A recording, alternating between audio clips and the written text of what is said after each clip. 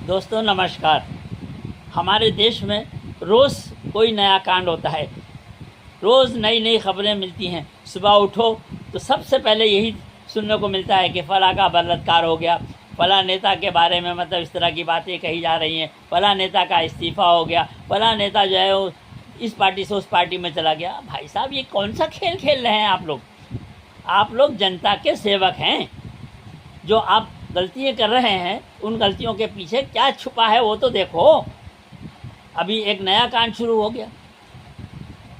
बिहार के नवादा में एक कांड ऐसा हुआ है कि जिसमें 80 घरों को जला दिया गया। अब आप बताइए, क्या वो इंसान नहीं थे? उनके घरों को जला दिया, कितना बड़ा नुकसान हो गया। इस नुकसान की भरपाई कहाँ से होगी?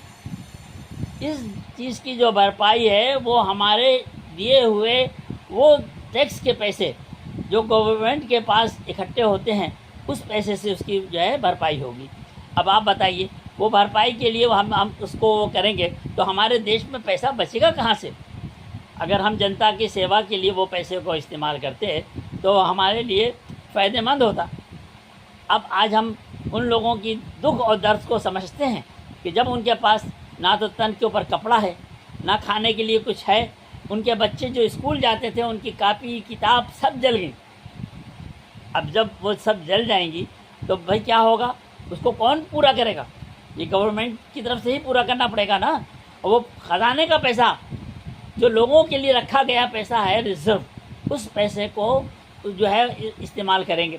अगर इस तरह की हरकतें अगर देश में ना हो तो उससे वो पैसा पूरा बचेगा और वो देश के तरक्की के काम आएगा। लेकिन हमारे नेता ऐसा कभी नहीं सोचते। वो खाली ये सोचते हैं कि कैसे भी हमें गद्दी मिल जाए, और गद्दी के चक्कर में वो जनता को चक्की में पीस रहे हैं।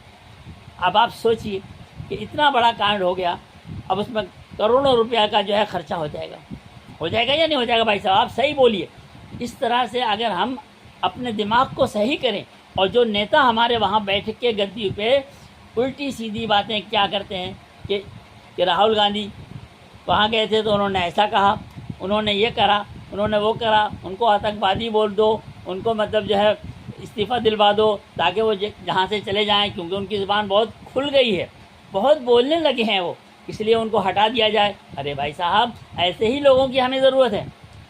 अभी मोदी जी जैसे तो नहीं चाहिए कि जो वहाँ कुर्सी पे बैठे हैं मुँह से एक लफ्ज़ नहीं निकालते, और उनके नेता कोई गलत बात कह दें तो वो उसको मतलब जो है चुपके से मुंह पीछे कर लेते हैं। अरे भाई, क्यों कर लेते हो मुंह पीछे? उनको बोलो कि ये बात गलत है, नहीं बोलना चाहिए थी आपको, अब मत बोलो। वो कहते हैं जो नड्डा साहब, क्यों फलाने टाइम में ऐसा कहा था, फलाने टाइम में ऐसा। अरे भाई, कहा था, आप उनको ये बात समझाइए, ये बात आप उनको समझाइए कि आप जो बात कर रहे हैं गलत है, इससे जनता के ऊपर गलत असर पड़ेगा। लेकिन कैसे बोलें? वो नहीं बोल सकते, क्योंकि वो खुद गलत काम करा रहे हैं। अरे वो लोग तो बेवकूफ़ हैं जो उन लोगों के कहने के ऊपर वो लोग उल्टा काम करते हैं। अरे किसी नेता को कुछ नहीं मिलेगा, 5 साल बाद फिर उनको इलेक्शन के लिए मतलब खड़ा होना पड़ेगा, और उस टाइम अगर जनता ने उनको धोखा दे दिया तो क्या करेंगे? वो कुर्सी भी जाएगी और उनकी जो शोहरत है वो भी ख़त्म हो जाएगी। आप सोचिए, नेताओं को भी सोचना चाहिए कि वो अपने मुँह से जो लफ्ज़ निकालें वो ऐसा लफ्ज़ नहीं होना चाहिए कि जो गलत हो। एक कोई साहब कहते हैं कि वो ज़ुबान काट दी जाएगी। अरे भाई साहब, क्यों ज़ुबान काटवाने की बात कर रहे हो?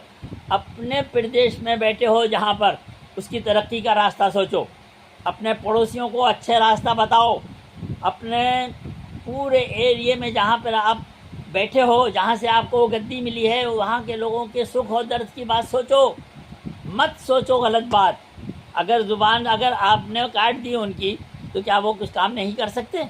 फिर भी कर सकते हैं, क्योंकि उनके पास दिमाग है, और दिमाग जैसे आदमी को आप सपोर्ट करना चाहिए कि हाँ, सही बात बोल रहे हैं ये, इन्होंने जो बोला है उसको सोचो कि उन्होंने गलत क्या बोला है। आज जो देश में हो रहा है वही तो बोला है। इस तरह की बातें करने से बेहतर है कि जनता के सेवक बन जाओ, जनता के लिए ही सिर्फ काम करो, मत करो किसी नेता के लिए काम। आपको जनता ने चुन के भेज दिया है, ये आप उनका एहसान मानिए, और उनके एहसान के लिए आप उनकी कम से कम उनके लिए तो वो काम कीजिए, उनके ही लिए काम कीजिए, क्योंकि उन्होंने अपने लिए भेजा है।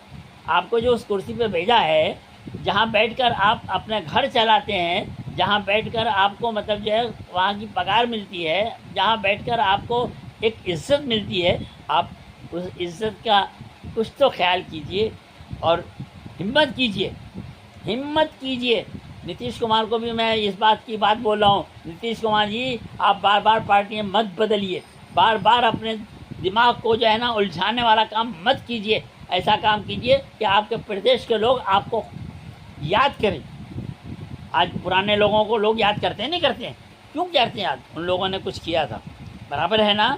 आज चंद्रशेखर आज़ाद, उनको लोग क्यों याद करते हैं? क्यों याद करते हैं? ये सिर्फ इसलिए याद करते हैं कि उन्होंने आज़ादी के लिए अपनी जान दे दी थी। याद है ना आपको? उन्होंने फांसी के तख्ते को कबूल किया था। अगर चाहते हो तो माफ़ी मांग कर अपने आप को मतलब जो है खुशियों के खूब झूमते और खुशियाँ खूब लूटते, लेकिन उन्होंने कहा नहीं, हमें अपनी जनता के लिए काम करना है, और उन्होंने काम किया। ऐसे ही आप लोग भी काम कीजिए। ये मत सोचिए कि मोदी जी ने मतलब ऐसा कहा था तो मोदी जी ने ऐसा करा, करने दीजिए।